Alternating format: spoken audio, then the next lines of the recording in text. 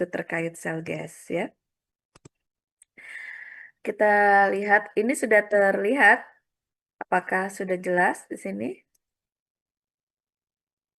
Sudah cukup jelas? Sudah, Belum, Bu. Bu. Ya, Sudah, baik. Ibu. Baik ya. Kita mulai dengan shell gas. Nah, ya. Kita coba lihat. Udah pernah dengar belum istilah shell gas?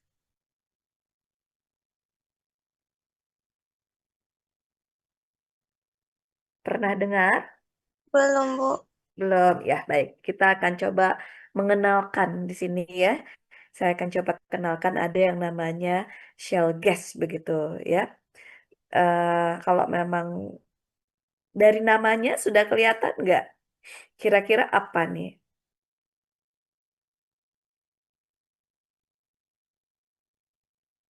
Kalau ngelihat dari namanya nih, ya. Jadi saya izin share screen ya. Ini sudah terlihat ya. Nah, apakah ini sudah jelas? Atau sebentar? Coba cek dulu. Hmm. Kalau ini pesertanya berapa orang ya di sini ya?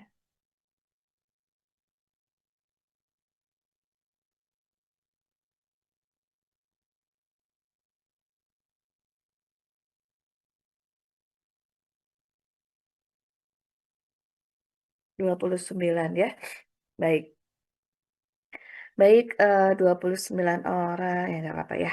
Kita mulai, kenapa sih kita penting mempelajari eksplorasi migas, eksplorasi shale gas begitu ya, kan biasanya kita pakai eksplorasi migas aja begitu ya. Nah sekarang ada eksplorasi dalam bidang shale gas begitu ya. Kenapa ini penting? Karena memang ini berbeda. Kita biasanya mempelajari gas konvensional atau migas konvensional, sekarang ada shale gas yang unkonvensional. Ya, kalau kita bicara gas konvensional, artinya ada wadah atau perangkap. Sementara pada shale gas itu ada di batuannya itu sendiri, batuan induk itu sendiri. Jadi kenapa kita penting ya? Kita nanti akan lihat peranannya seperti apa. Ini nih kita satu persatu lah kita lihat ya. Beberapa hal yang ingin saya sampaikan nanti terkait latar belakang pendahuluan gitu ya, tantangan dan peluang eksplorasi shale gas itu seperti apa, eksplorasi shale gasnya begitu ya. Kemudian ada regulasi kebijakan pemerintah dan juga analisis resiko ataupun HSE-nya begitu ya. Nah, kita lihat apa itu shale gas begitu ya.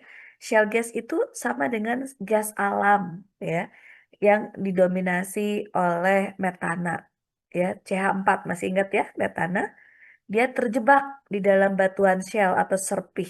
Ya, batuan serpih ini apa? Batuan sedimen yang sangat halus ya, yang sangat halus. Nah, shale gas ini bisa berperan sebagai source rock, begitu ya.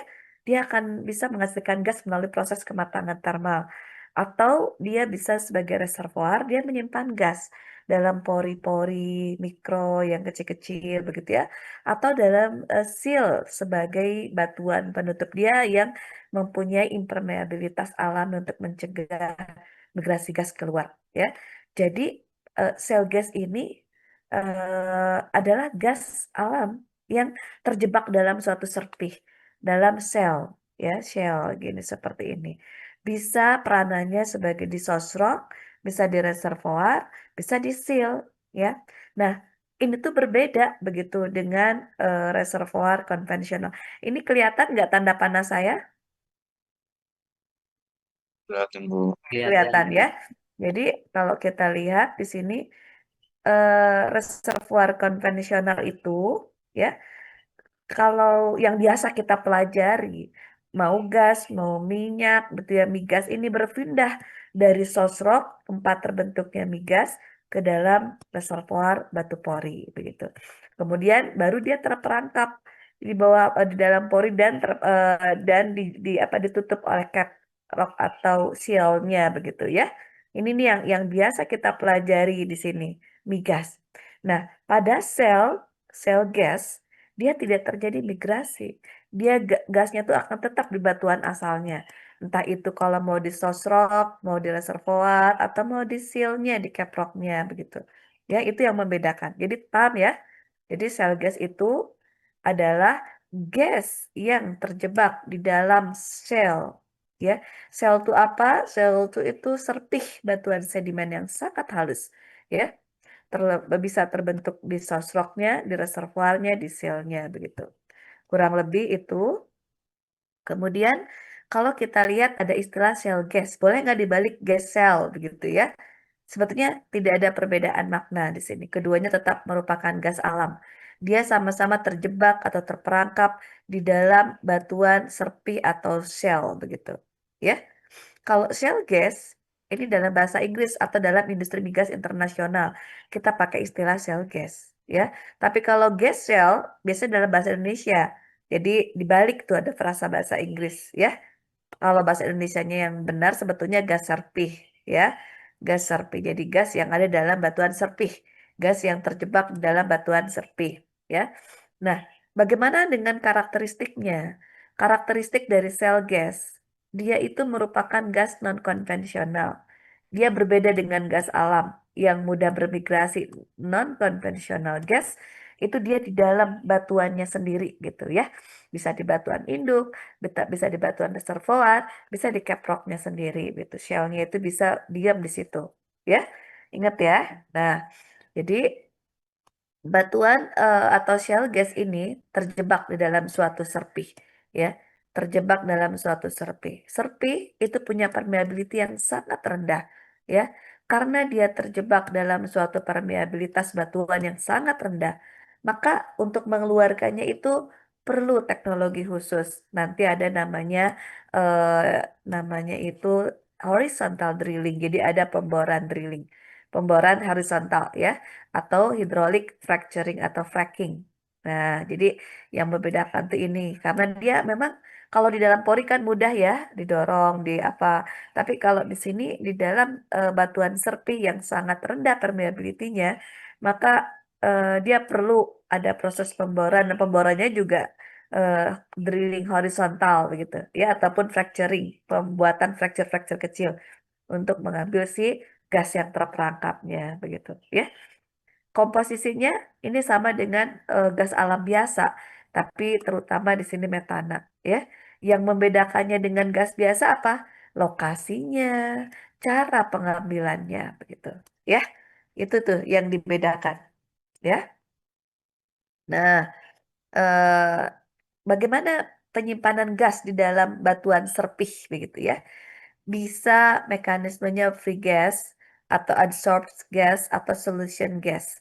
Free gas artinya si gas itu tersimpan dalam pori antar butir atau natural fracture.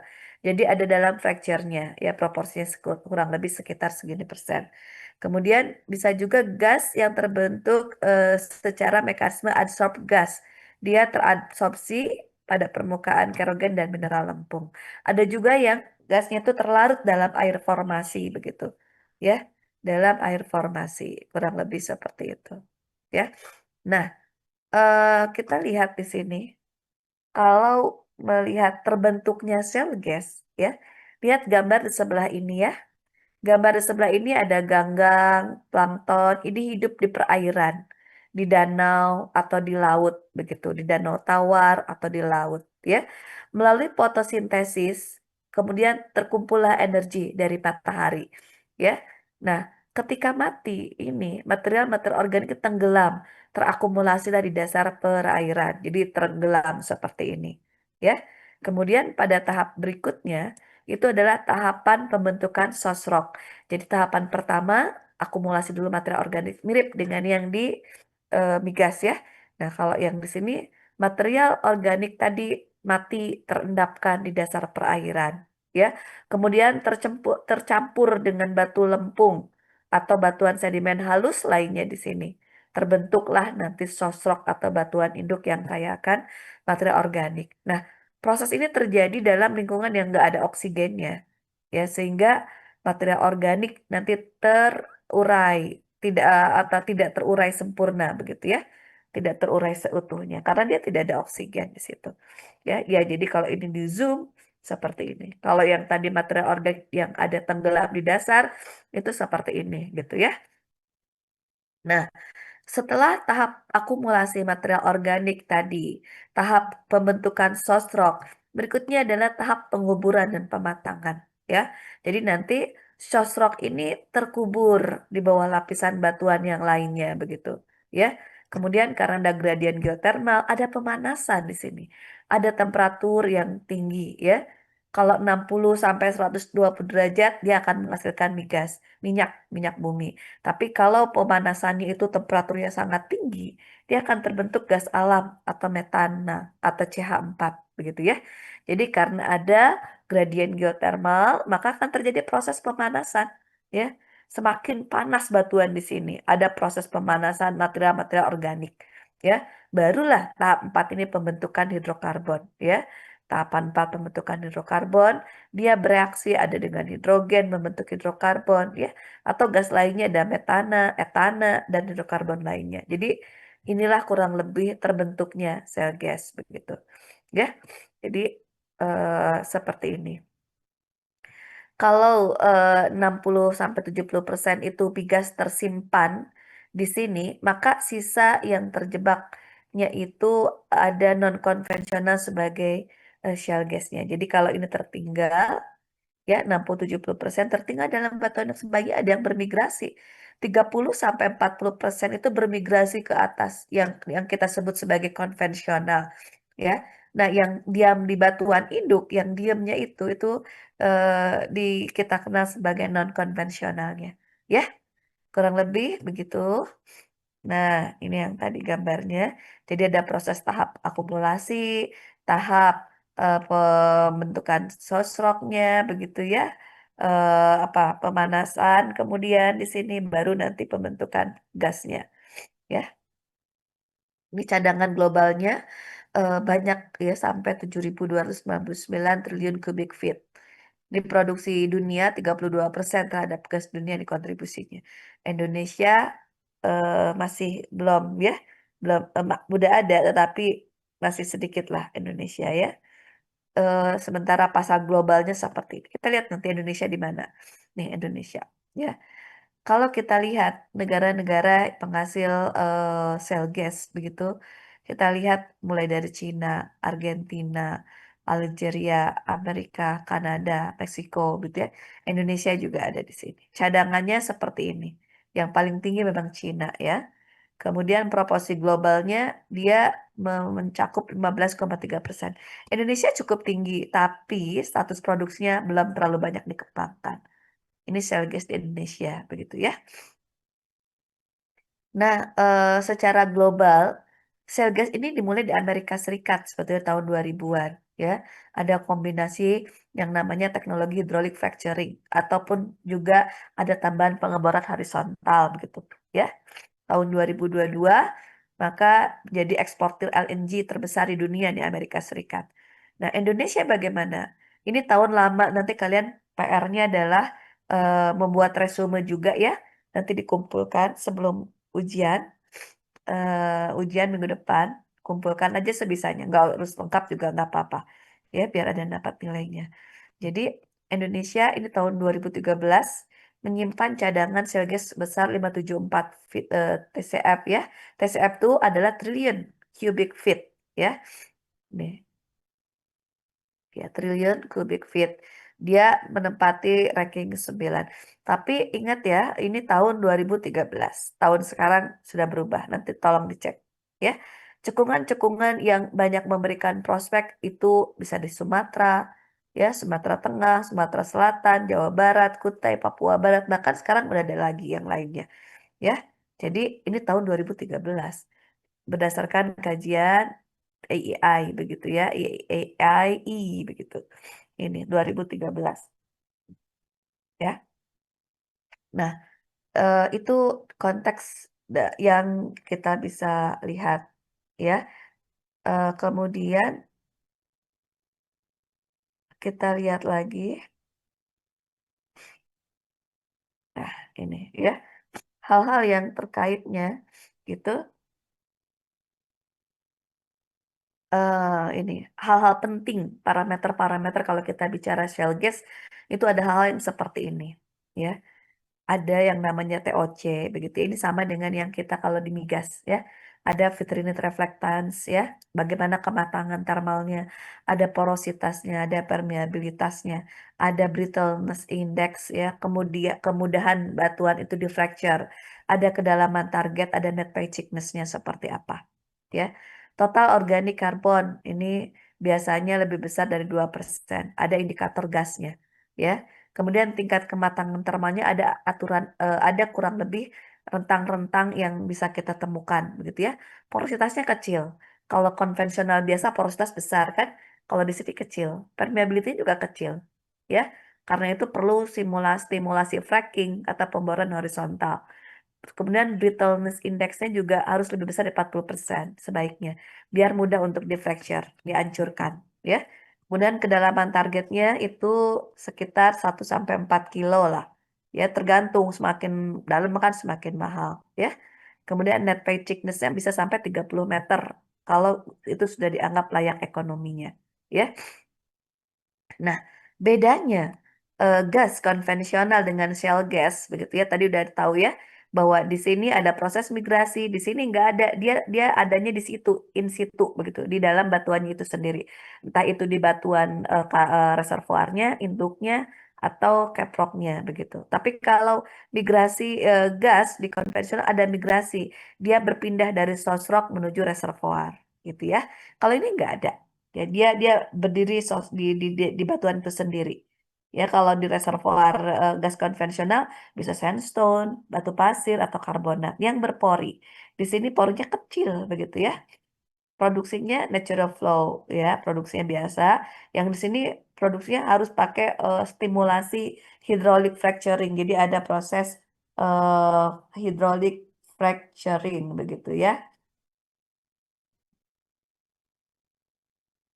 Kemudian apalagi di sini biaya sumurnya yang ini lebih murah, ini lebih mahal ya karena perlu pemboran yang ada fracture hydraulic fracturing atau pemboran horizontal itu kan cukup mahal ya, seperti itu. Nah, decline rate-nya ini lambat, bisa kita manfaatkan 5 sampai 15% per tahun. Tapi kalau ini lebih cepat decline rate-nya, lebih cepat habis ya, 60 sampai 80% per tahun pertama, kurang lebih seperti itu ya. Nah, kemudian kita lihat lagi di sini, ya. Kita lihat lagi. Ini tantangan peluang dari eksplorasi shale gas begitu. Ya sebetulnya kenapa sih belum terlalu banyak termanfaatkan begitu ya? Dari sisi karakterisasi reservoirnya itu kompleks ya. Permeability-nya rendah banget sehingga dia perlu stage hydraulic fracturing-nya gitu ya. Biar nanti lebih optimal, lebih ekonomis. Kemudian decline rate-nya juga sangat cepat ya. Kemudian juga kompleks dia anisotrop. Lalu di Indonesia juga banyak cekungan-cekungan potensi gas, tapi penetrasinya belum cukup memadai. Begitu itu tantangan teknisnya, begitu ya. Bisa juga yang non teknisnya, ya. Sebetulnya tantangan non teknisnya Indonesia ini kan sudah menjadi importer migas ya. Nah, potensi shale gas ini sebetulnya kita bisa bisa mengurangi ketergantungan impor nih. Tapi memang belum belum cukup ekonomis ya, belum ya karena agak agak mahal itu dibandingkan dengan yang gas konvensional ya. Dia masih ada dalam proses transisi energi. Shale gas ini merupakan transisi menuju energi terbarukan ya. Memang dia masih memberikan emisi tapi lebih kecil dibandingkan dengan kalau batu bara itu tinggi banget emisinya ya. Kemudian ada juga pengembangan industrial gas ini juga bisa mendorong banyak pekerjaan yang lain. Jadi sebetulnya ini tantangan kita menawarkan sesuatu peluang buat kita, ya. Kemudian ada transfer energi juga, transfer teknologi, ya, membuka peluang bagi teknologi-teknologi peluang kita di geofisika, termasuk SDM-nya begitu, ya. Kemudian banyak juga cekungan tua di sini yang konvensional menurun, tapi mungkin nanti bisa direjuvenasi dengan evaluasi potensi sel gas formasinya. Kalau memang ini memungkinkan. Jadi ada kajian lanjutnya gitu ya. Jadi kurang lebih tantangannya ini nih, ya kompleks, sulit, begitu ya, permeabilitasnya rendah dan seterusnya, anisotro pula. Tapi dia memberikan peluang juga ya, memberikan peluang yang banyak untuk kita begitu. Nah, ini isunya kalau kita lihat secara ekonomi ya, biayanya memang cukup tinggi di sini. Resiko investasi untuk sel gas itu besar, ya. Kemudian dia membutuhkan air yang banyak juga, ya di sini ya. eh Kemudian apalagi di sini kebutuhan air konflik dengan sektor lain ya. Kemudian kita lihat dari sisi sosial, sosial aspek sosialnya itu ada apa namanya, kekhawatiran begitu ya, kekhawatiran untuk fracking kan kita melakukan apa fracking ya, fracture rekahan-rekahan kecil tapi dijaga biar nggak kolaps begitu ya. Kurang lebih ini kenapa kita perlu tadi di sini air, karena di sini sangat memerlukan hydraulic fracturing, sangat diperlukan pada saat fracturing begitu ya. Ini memang kebutuhan volumenya yang banyak nih airnya ya, airnya itu banyak. Jadi untuk satu sumur horizontal cell gas itu rata-rata dia akan membutuhkan 10.000 sampai 30.000 meter kubik air coba, setara dengan 4 sampai 12 kolam renang ukuran olimpiade. Itu untuk satu sumur ya. Jadi nanti si air ini dipompakan dalam tekanan yang sangat tinggi untuk meretakkan batuan-batuan shellnya ya, yang sangat padat di dalamnya biar nanti ada gas yang di dalam itu keluar begitu. Ya makanya perlu air tuh ya. Dari sisi regulasi di kita tuh belum terlalu matang ya. Masih ada ketidakpastian dalam hal bisnisnya. Dalam infrastruktur juga belum terlalu bagus ya. Biaya logistiknya sangat tinggi dan tenaga ahlinya juga mungkin cukup terbatas dibandingkan dengan SDM migas yang konvensional begitu. Karena itu kadang-kadang tergantung kepada kebutuhan asing ya. Kurang lebih seperti itu. Nah, tadi ada istilah capex. Mana tadi itu ya? Ini ada istilah-istilah tadi belum ada ya. Tapi kalau nanti kita ketemu dengan istilah capex ya. Nih di sini ada profil capex. Capex itu adalah capital expenditure.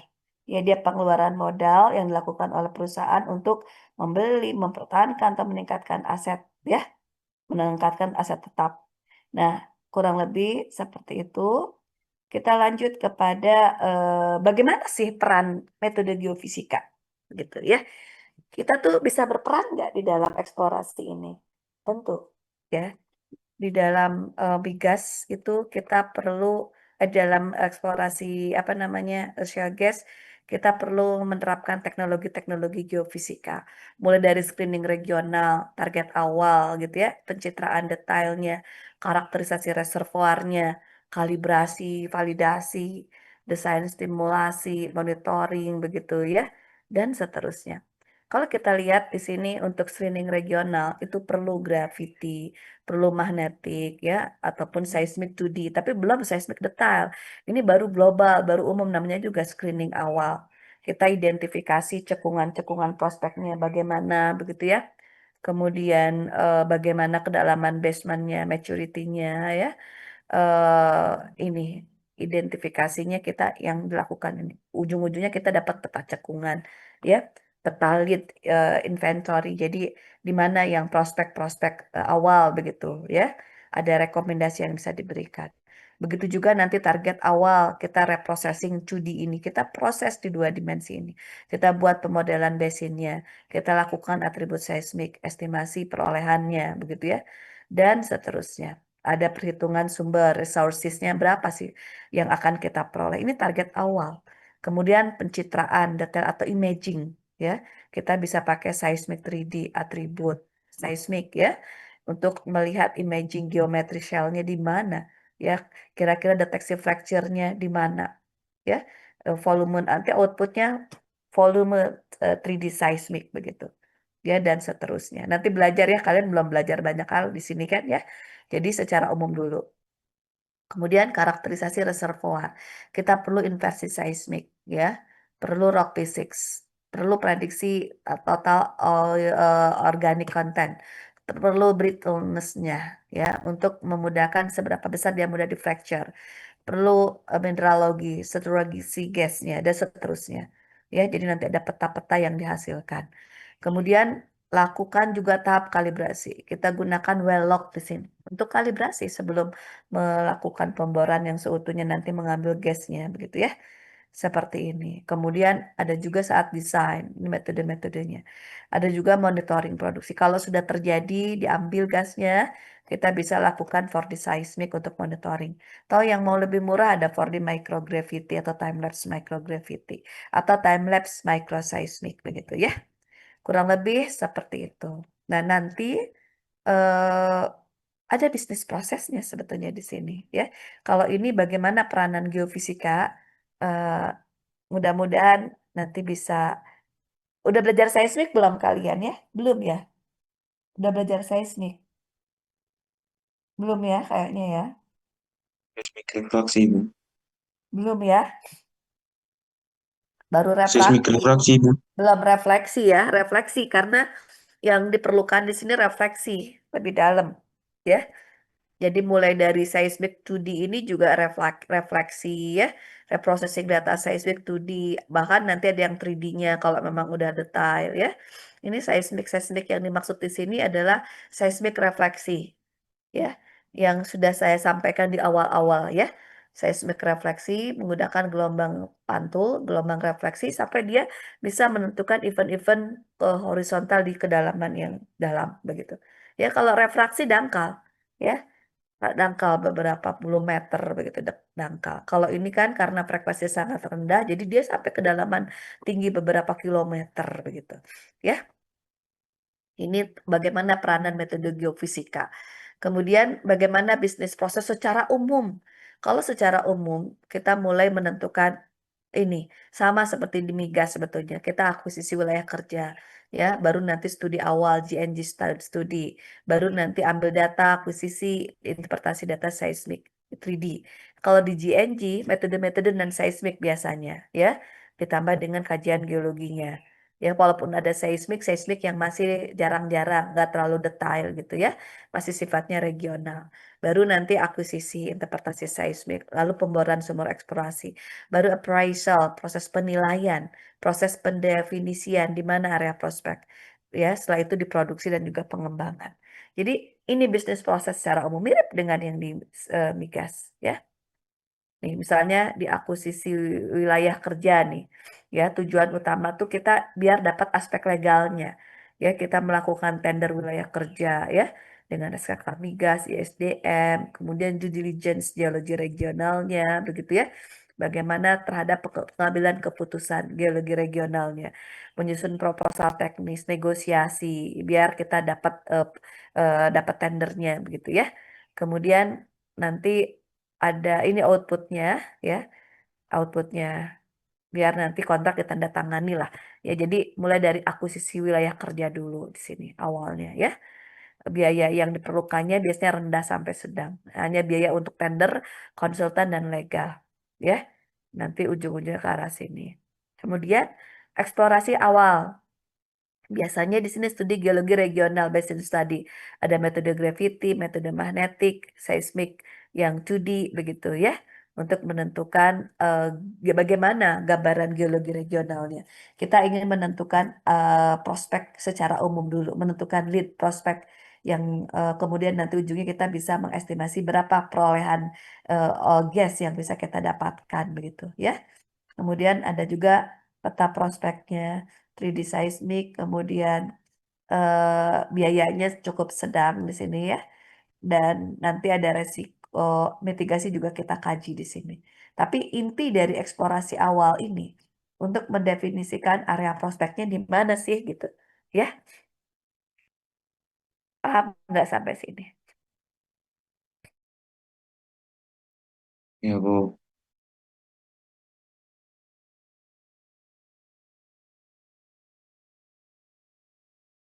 Baik ya, kita lanjutkan. Berikutnya adalah tahapan akuisisi dan interpretasi seismik. Ya, akuisisi seismik, ini langsung semua seismik nih. Udah desain survei, bagaimana, akuisisinya bagaimana, ya, tender mobilisasi kontraktor seismik, dan seterusnya ini. Postek atau pristek, ya, nanti kalian belajar lah secara seismik. Ujungnya kita bisa dapat gambaran volume seismik 3D-nya seperti apa, ya. Kemudian di sini ada imaging resolusinya ya. Kita ingin mendapatkan gambaran imaging secara eh, lebih tinggi lagi kadar resolusinya dibandingkan dengan tahapan awal yang tadi GNG study ya. Ini lebih dalam lagi sampai kita bisa menentukan volume seismic 3D-nya ya. Bagaimana dengan capital expenditure-nya itu tinggi. Biayanya untuk akuisisi, untuk processing, untuk interpretasi. Kalau di eksplorasi awal sedang ya, lisensi software, konsultan GNG, data processing awal gitu ya. Kemudian baru tahap 4 pengeboran sumber eksplorasi, kurang lebih seperti ini ya. Validasi prediksi bawah permukaan. Jadi divalidasi dengan pemboran eksplorasi di sini. Ya biayanya sangat tinggi. Kita udah hitung rig, day rate, logging, testing lab dan seterusnya ya. Sangat tinggi karena udah ada pemboran. Kemudian baru tahapan appraisal, tahap penilaian layak atau enggaknya secara ekonomi. Lakukan pemboran awal ya untuk nanti kita yakinkan bahwa eh, prospek kita tuh ada di mana yang bisa kita ambil gitu. Ada proses penilaian di sini. Ada analisis resiko, ada analisis mitigasi. Ya, ada pemboran awal. Kemudian baru nanti tahap pengembangan produksi. Kalau sudah diyakinkan di dalam tahap operation delineasi bahwa di situ prospeknya, baru kita bisa kembangkan dan produksi juga. Ya, nah kayak gitu jadinya kurang lebih. Jadi ada beberapa tahapan. Ya, kalau nanti mau belajar si regulasinya banyak aturan-aturannya. Aturannya sebetulnya mengacu kepada minyak dan gas bumi ya. Ada gas buminya ya. Ada juga tentang cara penetapan wilayah kerja non konvensional. Di sini ada shale gas, dia mengakomodasi gas metana, batu bara dan shale. Ya, jadi nanti kalau mau lihat aturan-aturannya boleh di sini. Ya, kemudian ada juga untuk kontrak gross split dari sisi finansial, keuangannya, ekonominya, kita bisa pakai aturan Menteri ISDM seperti ini. Ya, kemudian yang ini juga bagaimana menempatkan unconventional gas sebagai strategi untuk energi nasional kita ke depannya. Ini ya, ini aturan-aturan pemerintah yang bisa kita baca nanti. Ya. Kemudian bagaimana sistem insentif fiskal? Ada ini ya, ada yang sistemnya cost recovery, ada juga yang sistemnya gross split ya, produk sharing jadinya. Jadi nanti bagaimana sharing si keuangannya begitu ya. Jadi kalau ini ada cost recovery, kontraktor menanggung dulu nih semua biaya eksplorasi produksi, kemudian baru nanti dikembalikan dari cost oil gas belum split bagi hasil. Ya, ini kalau yang migas. Tapi kalau misalnya yang unconventional, split ini memang jadi lebih menguntungkan. Ya, mungkin yang kayak gini-gini nanti baca aja ya, kalian bisa baca-baca gitu ya. Seperti apa? Ada juga yang gross split. Jadi dari produksi kotor tanpa ada mekanisme cost recovery. Jadi nggak ditanggung dulu si kontraktornya. Ya langsung langsung di sini ya. Nah, ini tantangan regulasi, jadi masih ada beberapa hal yang perlu diselesaikan di sini. Bagaimana definisi teknis kita belum jelas sebetulnya di Indonesia. Regulasinya juga belum jelas ya. Kemudian perizinan hidrolik fracturing juga belum ada regulasi khusus. Ya. Kemudian pengelolaan produce waternya juga masih belum mengacu kepada regulasi yang tersendiri ya. Masih kepada regulasi migas konvensional. Ya, data sharingnya juga belum mengakomodasi kompleksitas data unkonvensional, ya, dan juga ada tumpang tindih perizinan, ya, masih ada tumpang tindih perizinan. Jadi ini tantangan regulasi yang mesti diselesaikan, ya. Kalau kita bandingkan dengan negara lain, bagaimana pendekatan regulasinya? Amerika Serikat regulasinya berbasis negara bagian, relatif terbuka. Ini paling maju begitu ya. Cina regulasi ketat, tender terbuka, tapi dominasinya adalah Sinovac atau CNPC. Argentina regulasinya pro investasi, insentif pajak khusus. Inggris moratorium fracking. Jadi karena ada seismisitas, jadi Inggris berhenti dulu ya frackingnya. pendekatan regulasinya kayak gini. Perancis malah pelarangan total fracking di sini. Ya, paling jadi pemboran horizontal ya. Indonesia regulasinya belum berkembang, masih belum komprehensif ya, masih perlu ada kerangka-kerangka khusus gitu ya. Ini terkait regulasi. Nah ini institusi yang terlibat mulai kalau di kita ada Kementerian ESDM, menetapkan kebijakan ya, menetapkan izin usahanya dan seterusnya. Ada SKK Migas melakukan pengawasan, wilayah kerja, program program dan budgetnya juga, ada BPKP, ada KLKH ya, ada juga Pemda, ada juga Pertamina. Jadi ini adalah peran-peran institusi dalam migas ya, dalam shale gas sorry. Dan nanti ada juga dari sisi HSE dan analisis resikonya. Misalnya dari isu manajemen air. Ya volumenya sangat besar nih per sumur tuh sampai 15.000, 20.000 meter kubik per sumur. Perlu untuk air tuh untuk fracturing. Lebih besar ya. Kemudian ada intensitas sumur, integritas sumur, wilayah kebocoran. Kemudian ada emisi udara. Walaupun dia kecil, tapi tetap si gas metana ini menghasilkan emisi ya. Walaupun lebih kecil, sangat kecil dibandingkan dengan batu bara, tapi tetap ada ya emisinya. Kemudian ada juga operasi seismisitas. Karena ada fracturing dan injeksi air, maka nanti dapat memicu gempa kecil sebetulnya ini.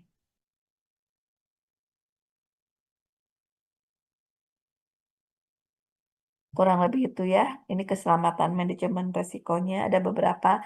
Nanti kita lanjut detail ya. Kalian nanti kalau memang apa berminat itu bisa nanti ke Shell Gas begitu. Ya, ini cadangan-cadangannya Afrika, Amerika, Eropa juga termasuk Indonesia begitu di sini. Ya, Indonesia juga masuk. Tujuh cekungan tuh. Ini yang sebelumnya di Sumatera, Pulau Jawa, Kalimantan, Papua juga ada ya. Ini yang belum, ini masih yang lama datanya. Tahun 2013, 574 triliun cubic feet Indonesia, tapi sekarang lebih tinggi ya. Syarat-syaratnya, ini keunggulan shale gasnya, ya emisi karbonnya sangat kecil dibandingkan dengan batu bara, walaupun ada, memang masih ada ya. Misalnya shale gas itu masih ada emisi tapi lebih kecil. Ini teknik pemborannya ya, bisa yang ke sini, ini di fracturing, baru ada yang ke samping gitu.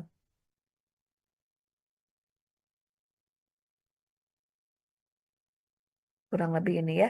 Ini kadar apa kandungan gasnya daerah sini coba besar-besar ya.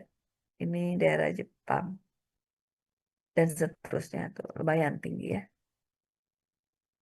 Ini kebutuhan minyak mentahnya makin ke sini makin turun. Makanya kebutuhannya makin meningkat tapi minyaknya turun. Harus ada proses di sini. Kurang lebih seperti itu gambaran umumnya ya. Ini shale gas. Jadi kalau kita lihat dari SEM, dari di bawah sayatan itu bentuknya kayak gini.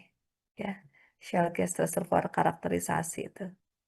Ya, kalau di dalam sumur bornya itu kurang lebih kayak gini karakternya. Ya, kurang lebih kayak begitu. Kemudian ini kalau dalam seismik kayak begini. Kalian nanti belajarlah dari seismik ya. Nanti belajar. Ini saya belum ajarkan nanti belajar ya. Jadi kurang lebih itu ya yang perlu dipelajari nanti. Ini gambaran umum saja. Bagaimana shale gas itu ada gitu ya. Dari seismik atributnya dipelajari sampai kita bisa menentukan ini ada gas gitu ya. Ada proses pre-stack, azimutal. Ini nanti kalian apa ini nanti belajar di seismik interpretasi, seismik processing ya. Seismik processingnya nanti paham ya. Nih kayak begini nih shell gas reservoir karakter. Jadi shell gasnya tuh seperti ini ya. Ada yang positif, ada yang negatif, yang positif yang ini, yang negatif yang ini. Kita lihat dari relatif akustik impedance-nya ya. Kurang lebih seperti itu. yang low impedance terlihat sebagai batas-batas sesar, gitu ya, batas-batas struktur atau large fracture. Menarik sih sebetulnya ini, nanti kalau mau ada yang lebih lanjut ya belajar. Nih gambar-gambarnya. Kurang lebih itu.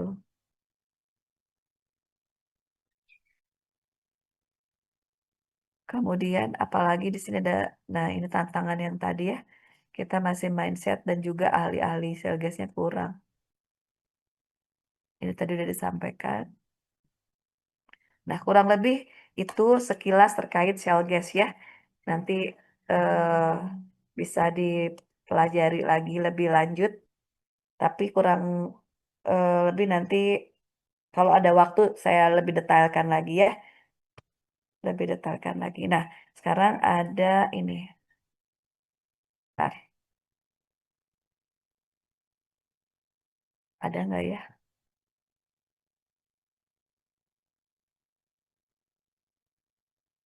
Coba kita lihat. Saya mau share screen.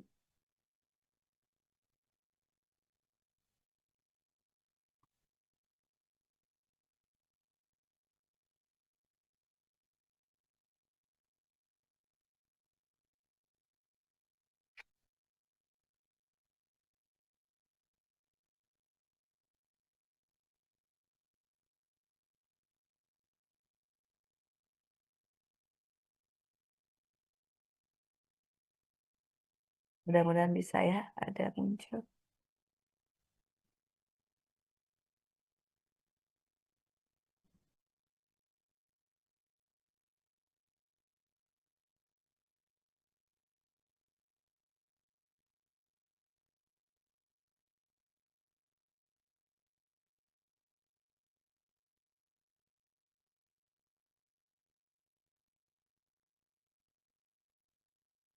Bisa kedetek, bentar ya.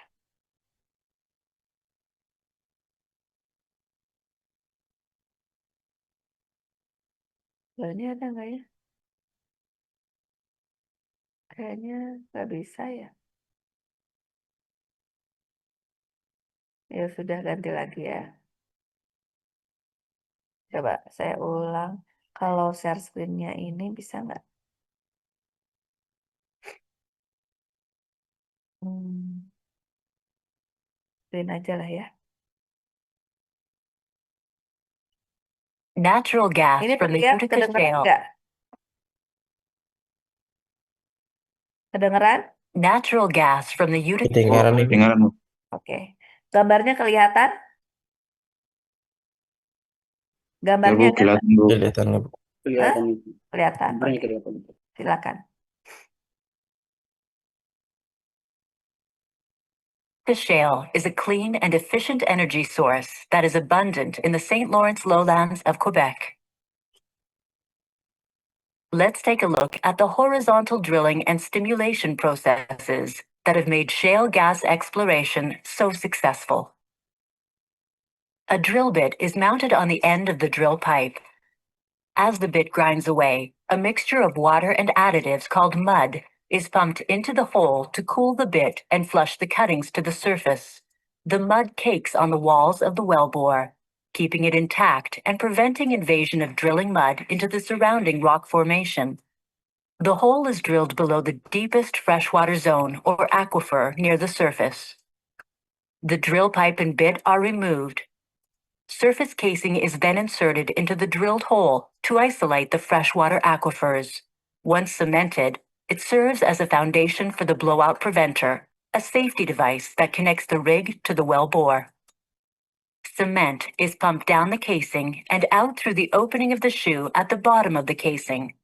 It is then forced up between the casing and the hole, permanently sealing off the well bore from the fresh water. Once the blowout preventers are installed, the pipe and bit are lowered back down the hole to drill through the plug and cement and continue the vertical section of the well to approximately 300 meters above the planned horizontal leg. This depth is called the kickoff point, where the curve will begin so that the horizontal section can be drilled. Up to this point, the process is the same as drilling a vertical well. Again, the pipe and bit are pulled out of the hole. and a downhole drilling motor with measurement while drilling instruments is lowered back into the hole to begin the angle building process. The distance to make the curve from the kickoff point to where the well bore becomes horizontal is typically just under 300 meters. Once the curve is completed, drilling begins on the well's horizontal section called the lateral. The pipe used to drill the well measures 9 meters in length, and each length weighs approximately 224 kilograms. It takes over 350 pieces of pipe, weighing nearly 79 tons, to drill a 3,200-meter well. At various stages of drilling, the pipe is taken out of the hole for tool and bit changes and put back in. This process is called tripping pipe. When the targeted distance is reached, the drill pipe and bit are removed from the well bore one last time. Production casing is now inserted into the full length of the well bore.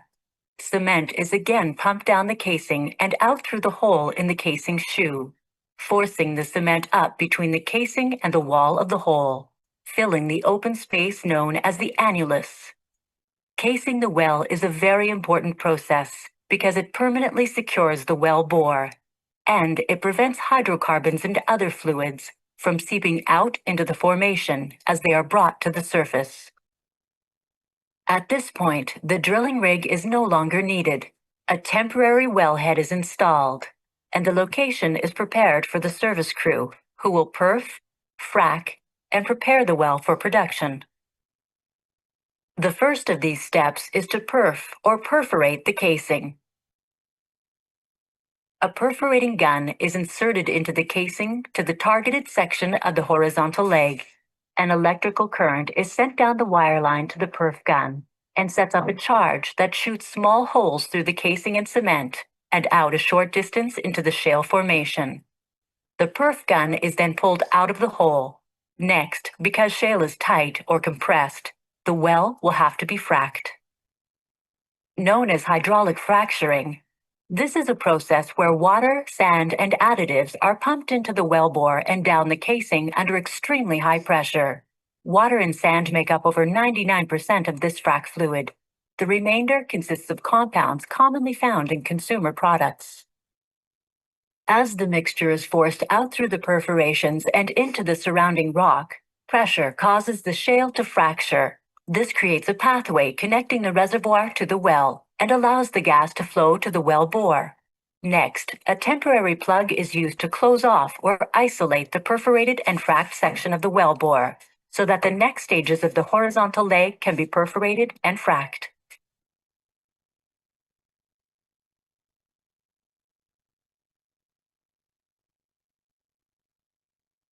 Once fracking is completed, the plugs are drilled out, allowing the gas and frack water to flow up the well bore. About half of the frack fluid remains underground. The rest is recycled for use in future fracks, treated, or disposed of at carefully controlled sites in accordance with government regulations. With many thousands of successfully drilled wells in North America, multi-stage fracking has become the standard for tight gas reservoirs. The next step is to install a permanent wellhead, also known as a Christmas tree, and other necessary surface equipment.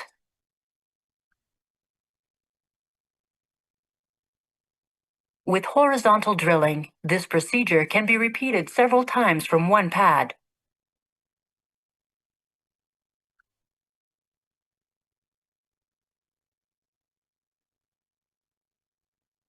The pad drains a large area under the ground by drilling several horizontal wells that branch out in different directions. This dramatically reduces the impacts by decreasing surface disturbance.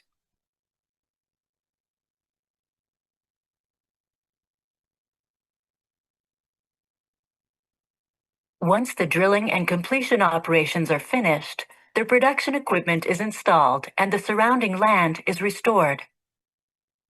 A pipeline is then built to transport the gas to Quebec's extensive pipeline network. Utica shale gas is very clean, so it doesn't have to be processed before entering the pipeline system, which reduces overall emissions. As field development expands, additional pipeline is built. Through its use of safe, proven, and innovative technologies, Questair and its partners are leaders in the exploration of Quebec's shale gas, a cleaner energy option for today and a bridge to alternative energy in the future. The production of shale gas in the St. Lawrence lowlands is an important part of Quebec's low carbon energy future. Developing this cleaner energy option to replace existing imports of fossil fuels will solidify Quebec's place as a strong leader in environmentally responsible energy. Ya, kurang lebih begitulah ya. Bagaimana dia melakukan fracking, pemboran yang horizontal tadi ya, pemboran horizontal. Mungkin itu sekilas terkait pemboran atau sekilas dari eksplorasi shale gas gitu ya. Menarik sebetulnya ini tapi kalau mau disampaikan banyak seismiknya. Ya kalian belum dapat ilmu seismik ya sayang. Ya, ada kajiannya khusus nih saya tapi rasanya belum dapat apa-apa dari seismik baru awal ya. Itu juga di awal pertemuan kita ya. Mungkin ada yang mau ditanyakan, boleh ya. Kita kembali Mungkin saya lagi. izin bertanya, Bu. Ya, saya coba kembali lagi ke yang ya silakan. Minggu depan kalian ujian ya. Sampai Ya, mana Bu. bahannya? Sampai hari ini. Ya, PowerPoint. Tadi kita sampai di sini ya. Tuh, ininya tuh seperti apa di dalamnya itu ya. Ada cracking-cracking buat patahan-patahan sederhana sebetulnya. Kita kayak gini. Baik, silakan kalau ada yang mau bertanya. Izin bertanya, Bu.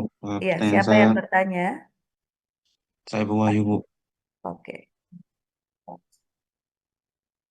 Pertanyaan, Eh, next. Ya, silakan. baik, Bu. Terima kasih atas kesempatannya. Pertanyaan saya Ya, berhubungan dengan proses hydraulic fracturing yang tadi barusan ya, ditampilkan videonya itu.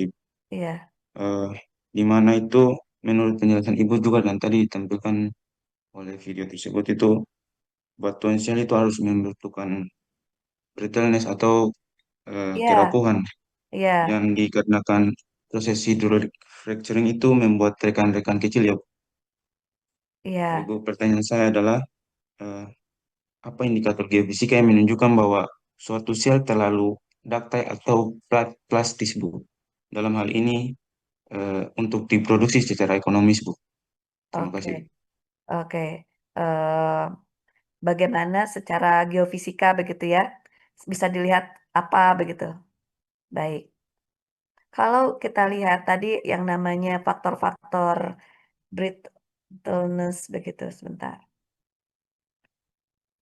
Ada di peran yang di bawah ya, kalau tidak salah tadi gambar saya. Hmm, Nah, ini ya, ada faktor brittleness ya. Bagaimana dia kemudahan eh, untuk mudah untuk di-fracture begitulah istilahnya ya. Untuk mudah di-fracture. Kalau kita lihat memang ada banyak cara ya. Bisa tidak kita bisa melihatnya begitu ya. Atau ada teknologi yang lain? Sebetulnya banyak untuk melihat Brickles. Memang secara geologi kita ambil sampling ya, tapi kalau secara geofisika juga kita bisa lihat dari parameter elastisitas batuan, ya. Makanya kalau tidak salah di sini saya ada nggak ya filenya? Kita belajar Poisson ratio, kita belajar ada nggak? Bentar.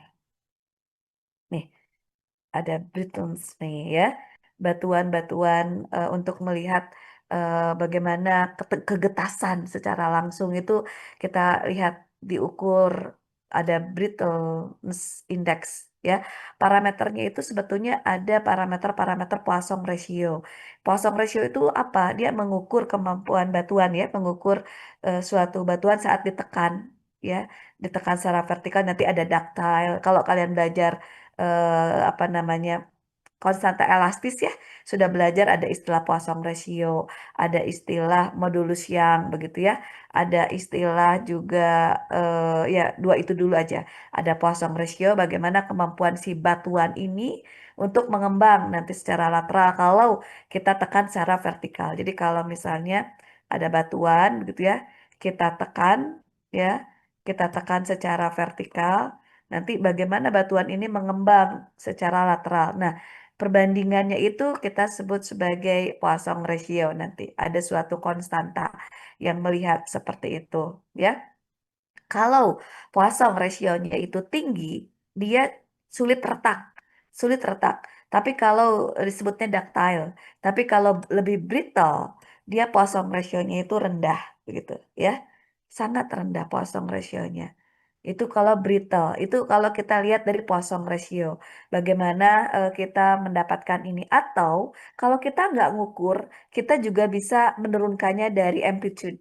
Jadi kalau kalian bau apa di seismik itu kan ada waktu tempuh ya, kita punya waktu tempuh, kita punya waktu tempuh segelombang menjalar, kita punya jarak, kita punya kecepatan. Nah, nanti ada hubungan antara kecepatan dan lain-lain dengan beberapa modulus elastis, begitu ya.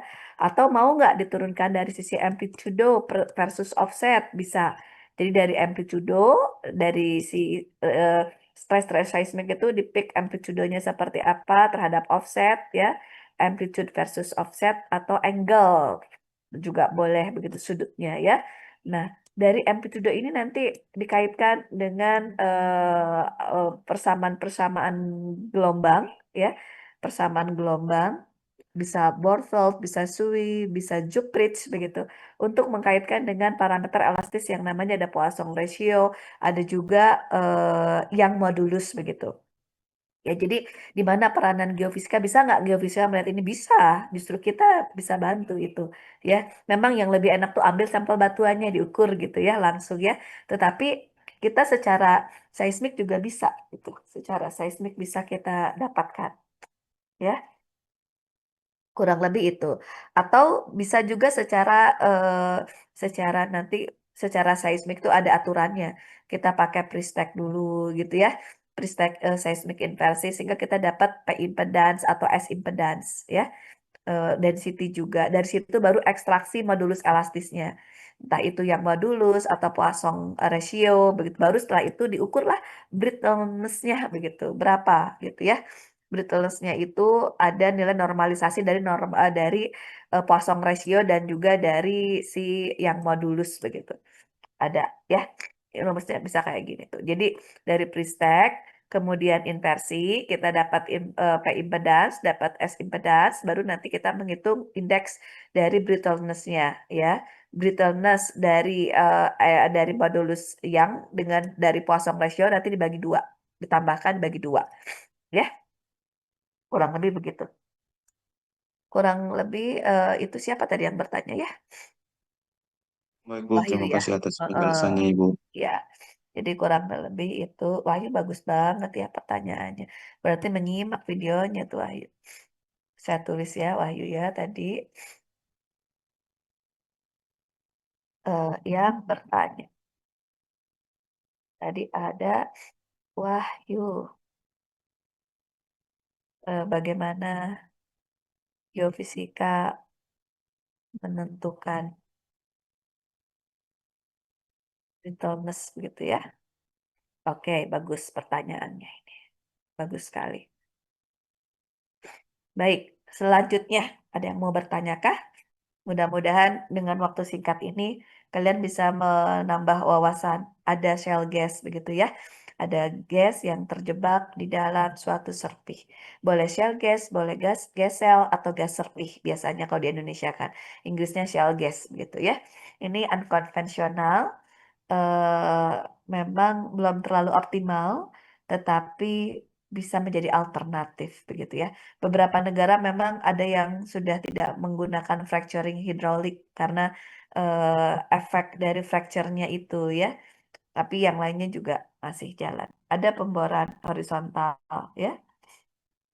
Jadi sebagai ahli geofisika, Wahyu, kita tuh bisa memetakan brittleness secara lateral ya, dalam perencanaan sumur boleh nanti ya. Sebelum nanti kita mau melakukan pemboran ya, pemboran horizontal, tadi ada fracture-fracture, kita memang memetakan dulu brittleness ini paling penting di sini ya. Oke.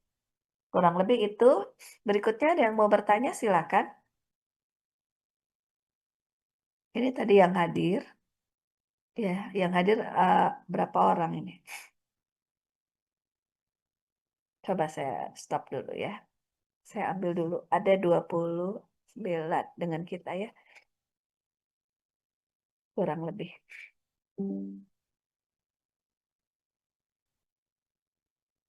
Baik, siapa lagi nih yang mau bertanya? Boleh. Kalau ada yang mau bertanya atau sudah cukup. Minggu depan buat ringkasan resume ya, nggak usah banyak-banyak juga apa. Poin-poin penting aja. Bagaimana peranan geofisikanya ya nanti. Tapi kalau mau ditambah cerita-ceritanya, boleh. Kalau enggak juga peranan geofisikanya yang akan saya kritisi. Ujian minggu depan kurang lebih seperti itu. Ya. Bagaimana peranan geofisika di shale gas, di eksplorasi hidrogen, begitu, di migas, ya? Kita udah belajar tambang belum ya? Belum ya? Yang udah geothermal ya? Geothermal, migas, begitu. Shale gas, gas hidrogen, gitu ya. Nanti inginnya sih masih banyak lagi sebetulnya unconventional energy lain, tapi nanti eh, mulai setelah UTS kalian akan dipandu oleh Mbak Wawa dan Mas Gultom ya. Sampai UTS saya akan mendampingi kalian sampai hari ini. UTS nanti akan offline dengan dosen Unpati ya. Baik, ada yang mau bertanya lagi kah atau sudah cukup? Nanti dipelajari ya. Ini sesuatu yang memang penting ya. Ini penting bagaimana cara terbentuknya ya. Bagaimana perbedaannya dengan konvensional biasa, begitu sel gas-gas alam biasa gitu itu harus paham.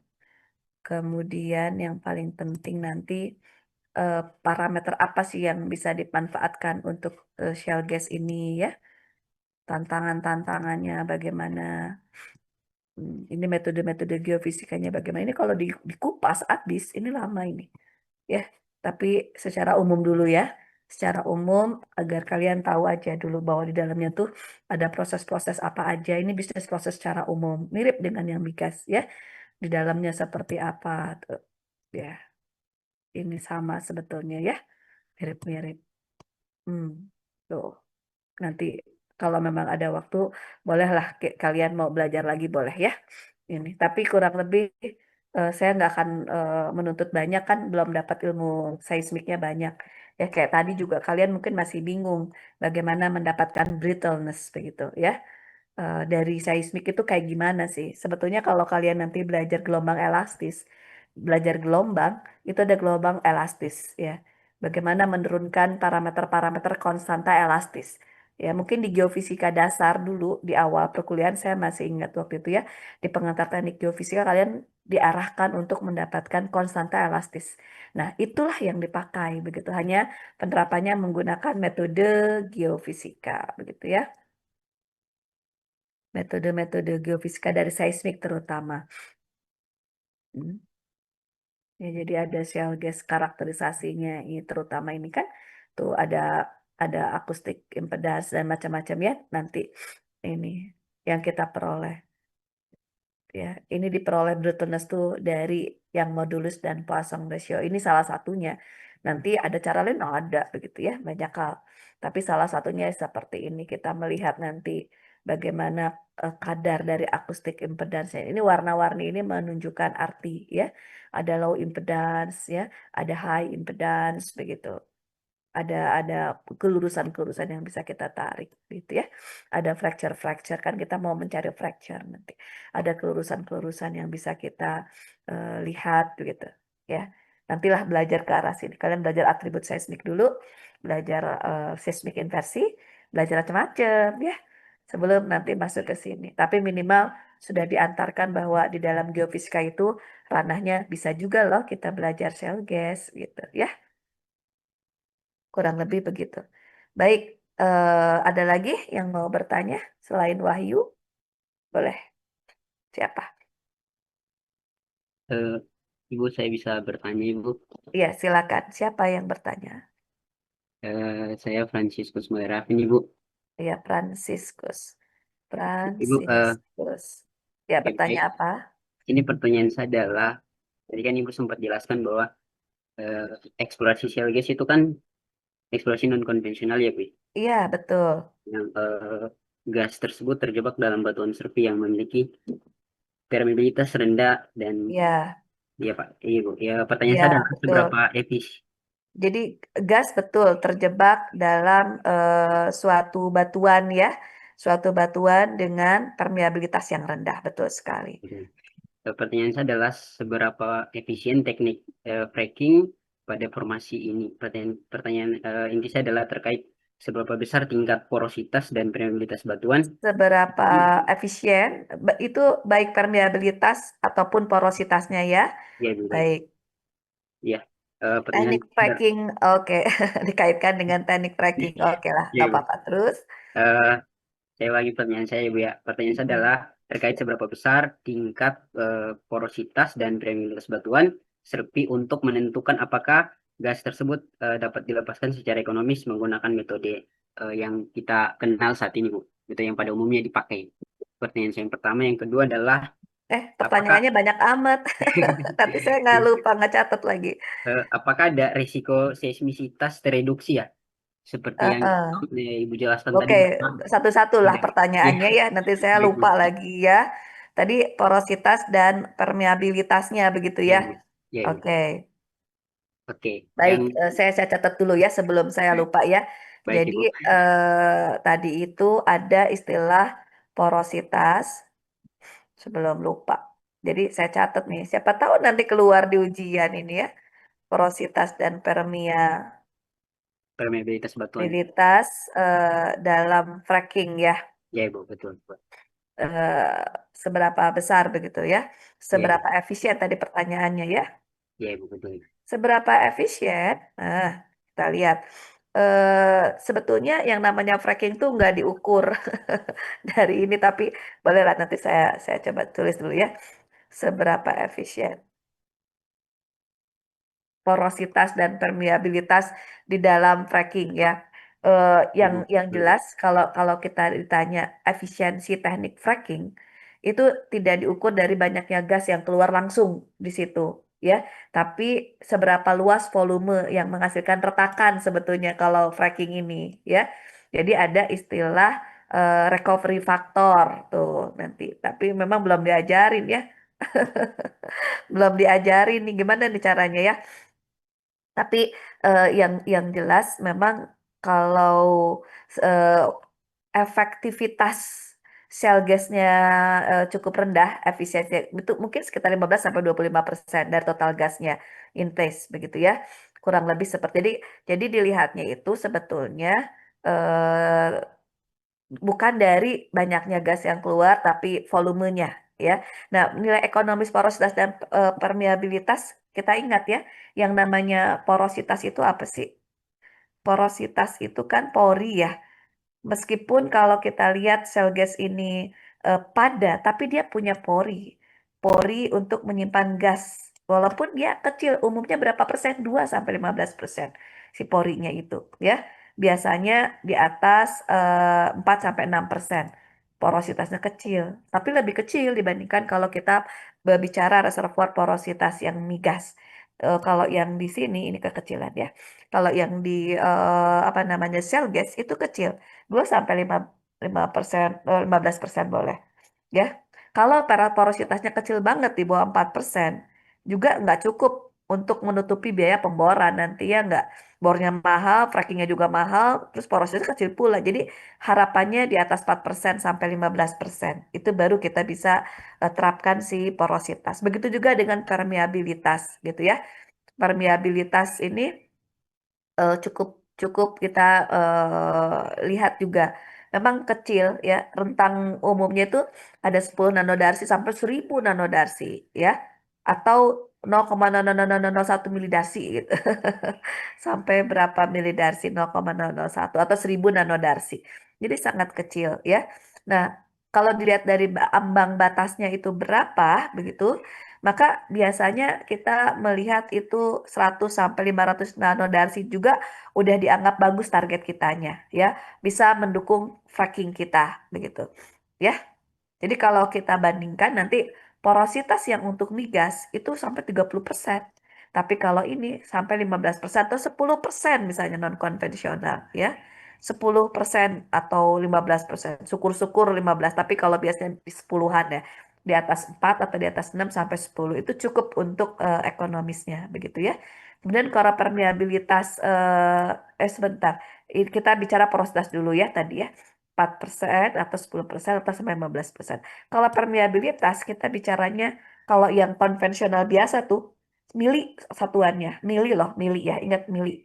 10 milidarsi sampai 1000 milidarsi. Tapi kalau ini si apa sel gas itu nano 0,00001 nanodarsi begitu ya. Atau 100 nanodarsi sampai 500 nanodarsi lah. Itu kecil ya. Kemudian ini maaf ya saya agak meleleh.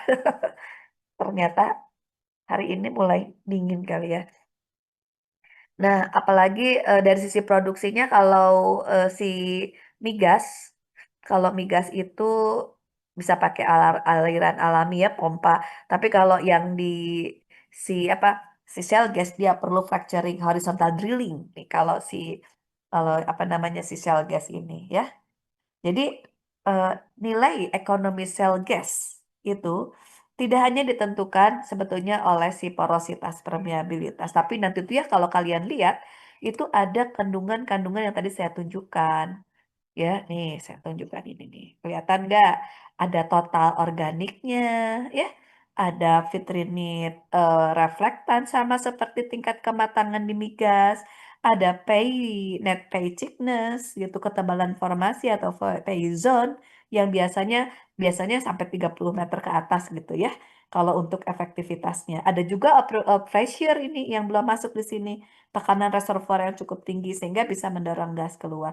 Tapi kalau tekanan terlalu tinggi juga nanti jadi keliru ya, fracture-nya jadi kemana-mana ya udah jadi collapse nanti. Harus hati-hati itu tekanan itu diatur sedemikian rupa ya. Jadi kalau ini saya betul ya ini kurang dengan apa namanya si fracture pressure ya. Pressure-nya itu harus cukup tinggi, jangan sampai over pressure nanti ya. Kurang lebih gitu ya. Tapi kalau tadi dilihat dari apa tadi tuh yang ditanya itu ya, efisien nggak teknik fracking? Teknik fracking agak berbeda ya. Itu tekniknya untuk melakukan pemecahan. Tetapi kalau dari sisi porositas permeabilitas itu kemampuan untuk kan yang namanya si apa hydraulic fracturing itu kan pakai air ya nggak kita ya, jadi airnya dimasukin. Nah, jadi tergantung nanti ke masalah porositas sama permeabilitas, bukan ke teknik frackingnya secara langsung. Memang ada hubungan tapi tidak secara langsung ya. Kurang lebih begitu. Ini siapa yang bertanya tadi, bagus ya, Franciscus ya. Ya, Ibu, betul. Ya, seberapa besar begitu efektivitasnya ya, tadi bagaimana. Oke, ini kuncinya ya. Ada lagi yang mau bertanya atau sudah cukup? Boleh kalau ada yang mau bertanya. Satu lagi lah, boleh. Kalau ada yang mau bertanya silakan. Terakhir, ada yang mau bertanya enggak? Hmm? Boleh kalau ada yang mau bertanya, silakan. Saya juga punya satu pertanyaan, boleh Ibu? Oh iya, tadi satu pertanyaan lagi. Aduh, ngeborong pertanyaannya. Gimana? Yang lain nggak mau Eh, bertanya nih? Hah? Gimana, Franciscus? Boleh, ya, oke. Baik Ibu. Tadi kan Ibu menjelaskan tentang hydraulic fracturing ya Bu ya, untuk Iya, sangat membutuhkan betul. banyak air ya Bu. Iya. Pertanyaan saya adalah apakah pada saat kita mengambil air itu apakah dia mengganggu ekosistem ekosistem alam, ekosistem lingkungan atau tidak, Bu? Itu pertanyaan saya, Bu. Dan Saat mengambil air. kemudian ada Aduh, pertanyaannya mantap ini. Ini cinta atau lingkungan nampaknya ya. nggak tahu kalau pada saat prosesnya itu kan limbahnya pasti ada ya, Bu, ya. Iya, Jadi bagaimana kita mengelola dan kita meminimalisir dampak dari limbah yang dihasilkan, Ibu. Itu mungkin pertanyaan saya. baik saya tulis dulu. Ini pertanyaan kedua dari Franciscus ya. Tadi hydraulic fracturing ya. Hydraulic Betul. fracture-nya itu eh, apa tadi? Ada terkait dengan atau dipengaruhi lah ya. Ya, di pengelolaan limbahnya, Bu. Dipengaruhi dengan dipengaruhi kontribusi air lah ya. Ya enggak? Ya, Bu, Ada betul, Ibu. kontribusi air di situ ya. Terus apakah nanti ekosistem terganggu gitu ya? Ini pertanyaannya. Bagus tapi ya. Terganggu eh, karena pengambilan air tadi ya. Pengambilan air, Hmm. kemudian bagaimana limbah yang dihasilkan gitu maksudnya. Iya, Bu. Bagaimana limbah yang dihasilkan Oke, dan bagaimana limbah yang penanganannya seperti apa, dihasilkan. Ibu? Baik. Baik. Jadi memang isu lingkungan terkait air gitu ya. Limbah titik limbah-limbah inilah itu memang sangat mempengaruhi begitu ya. Pengambilan air kalau misalnya jumlahnya masif kan banyak tuh puluhan ribu meter tadi 15.000 10.000 kilometer meter kubik begitu ya. Mau nggak mau jika tidak dikelola itu pasti akan mengganggu sistem ke ekosistemnya ya. Jadi akan terganggu ya begitu ya. Apa yang akan terganggu? Misalnya penurunan muka air tanah itu terganggu itu ya. Diambil airnya aquifer lokalnya diambil penduduk apa sumber-sumber penduduk kering nanti ya. Nanti ada subsidence, ada land subsidence. Kemudian ada juga pengambilan air dari sungai misalnya yang besar-besaran ya. Pasti dia akan mengubah debit air itu, suhu, konsentrasi oksigen, biota di situ ikan, tanaman air juga akan terpengaruh begitu ya. Belum lagi nanti ada sektor-sektor ya kalau dia mengambil ada lahan-lahan pertanian gitu ya, kebutuhan air di rumah penduduk keambil. Itu juga akan mengganggu suatu sistem ya. Apakah ada limbah yang dihasilkan? Ya, ya, ada air yang kembali ke permukaan setelah fracking. Jadi setelah fracking itu nanti air akan kembali ke permukaan ya. Dia akan mengandung zat kimia tambahan itu ya. Kemudian air juga selama produksi kan bisa aja mengandung radioaktif unsur-unsur radioaktif alami ya enggak ya. Jadi biar tidak terjadi kegangguan ini ekosistem terganggu, kita harus meminimalkan misalnya recycling, ya, recycling. Jadi limbah itu kita jernihkan dari pasir, zat kimia dan lain-lain, campur kembali dengan air segar nanti baru terus gitu ada fracking dan seterusnya. Jadi nggak terus-terus mengambil, jadi akan mengurangi pengambilan air di sekitarnya itu nanti. Jadi hanya yang itu terus gitu ya, tapi terus dikasih penjernih ya dari pasirnya, dari zat kimianya begitu ya. Atau bisa juga pakai air payau ya, atau air limbah industri yang kita olah dulu gitu ya, untuk fracking. Jadi nanti ada sistem close recyclingnya lah. Kurang lebih begitu ya. Aduh, ini pertanyaannya bagus-bagus ya. Baik, terima kasih ini Terima kasih, Bu. Franciscus ini membuka wawasan buat teman-teman juga yang lain ya, sama Wahyu tadi. Baik, Baik, baik. terima kasih, Bu. Ini saya save ya pertanyaan-pertanyaan ini. Barangkali nanti bisa saja terbuka di dalam ujian ya. Kurang lebih kayak begini-begini. Begitulah kiranya. Baik, ada yang mau ditanyakan lagi cukup ya. Saya izin mengakhiri pertemuan hari ini. Kita akan lanjut dengan ujian. Mudah-mudahan kalian nanti eh, bisa ujiannya lah, insya Allah ya. Baik, di sini hadir 29. Ah, ada Mbak Wawa ya. Mbak Wawa, apa kabarnya? Maaf, Mbak, tidak di Selamat siang, Bu. tidak di Baik, ini, Bu. tidak di apa, disapa. Mohon Enggak maaf, apa-apa, Bu. Enggak apa-apa. mohon maaf ya. Ya, baik. Gimana? Ada yang bertambahkan, Mbak Wawa? Dari saya sementara belum ada ya, Bu. Belum ada ya. Paling minggu depan kita ujian ya, Mbak. Oh, boleh, Bu, boleh. Ujian dulu, baru nanti dilanjutkan dengan materi yang dari Mbak Wawa sama Mas Gultom ya. Baik, Bu. Ya, baik. Baik, mungkin itu dulu teman-teman. Apakah bisa kita akhiri atau masih ada yang mau dipertanyakan? Boleh, silakan.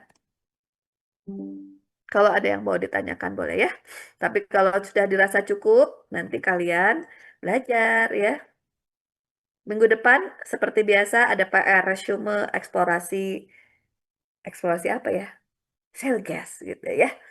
Sebetulnya nanti ada gas hidrat, oh ada macam-macam tapi nanti bertahap ya. Bisa bisa belajar lah. Baik, kalau begitu saya izin pamit ya teman-teman mahasiswa. Mbak Wawa saya izin pamit.